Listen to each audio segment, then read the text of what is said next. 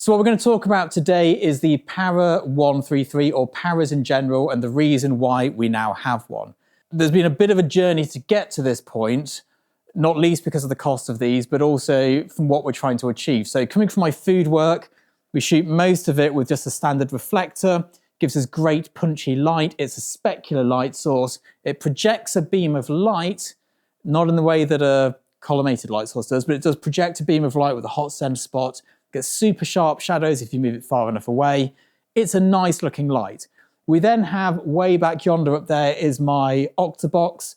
That's a Broncolor octabox. It's beautiful, soft light, very diffused. The light is scattered.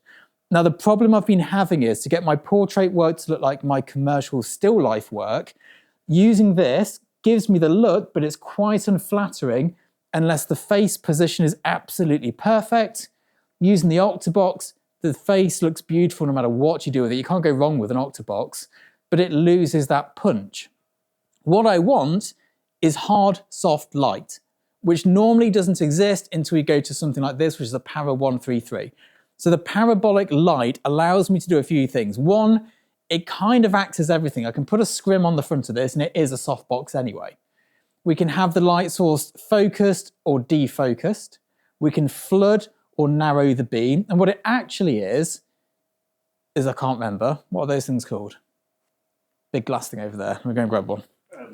Yeah, that. This. Fresnel. There we go. Fresnel. Fresnel. Is one of these, a Fresnel. So a Fresnel gives us collimated light, but this is tiny and very heavy. To make one this big would be one, structurally very difficult to be looking at a lighthouse, and two, incredibly expensive. Now these are £4 grand, so imagine how much more it would cost, because a good one of these is about £3-4 grand at this size.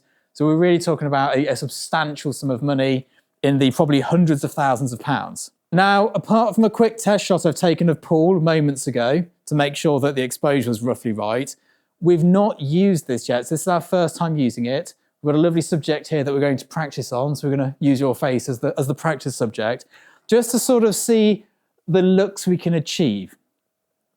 Now, there is an exact formula for focusing these, which we'll go into in a different video because it's very boring and very nerdy, and I'll definitely need to read it. But basically, we're currently in the focused position, which means the light is almost all the way back. It's about 10 centimeters away, and that should be pretty much focused. We've got a Pulso L lamp, which has got the LED modeling light on it at the moment, and we're shooting with a Satos 3200 pack. We're at 5.4. GFX 100S. What aperture are we at? 7 point something? 7.1? Just gonna get a nice little test shot, see where we are. Still slightly underwhelming when you take a shot without a real shutter, but there we go. We'll wait for those 100 megapixels to slowly creep through there. Should we get a color chart in there? I've gone a bit warm. So we had this in high speed mode earlier, so we're testing the Satos pack, which goes up to something nuts like 27,000th of a second. But obviously you lose a bit of color accuracy, so we'll just get a quick color chart to get white balance correct.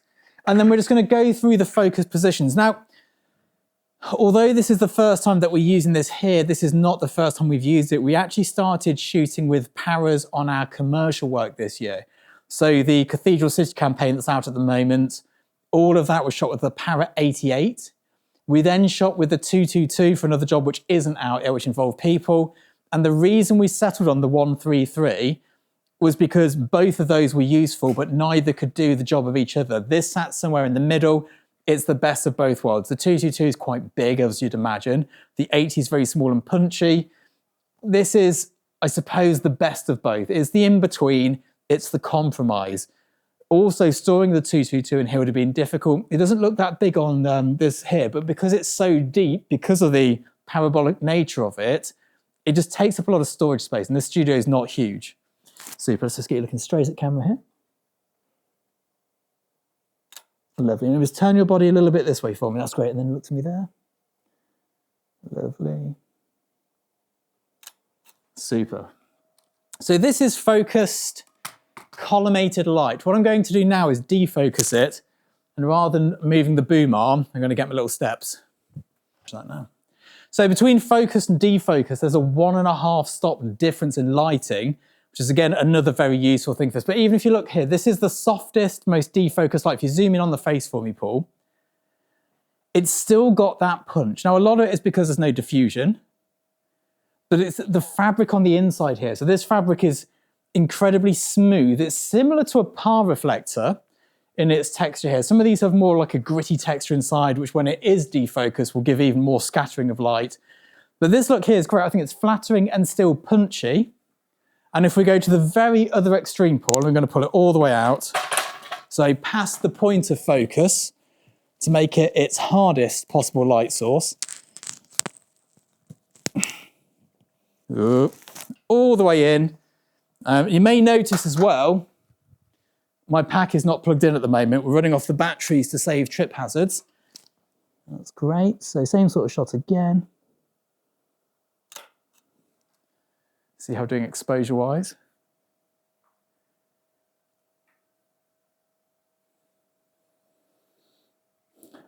Super.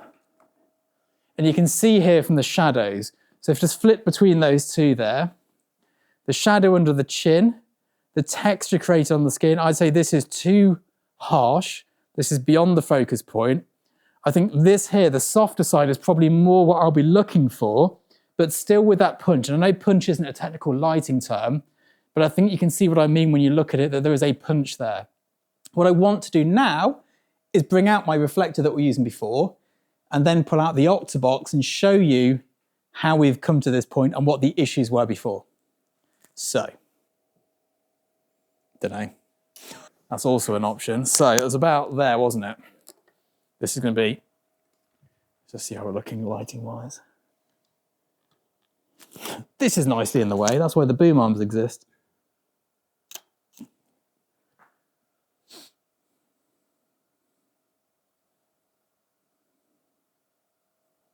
Bit hot. Stop. So this is with just the reflector. Obviously you get all of the punch you're looking for, but we're kind of lacking some of the flattering elements of lighting. So this works great for the still life work where we don't mind about texture in the skin being too much or shadows being too abrupt, but it's too much for this. So then obviously we went for an Octabox, which is your other end of the spectrum.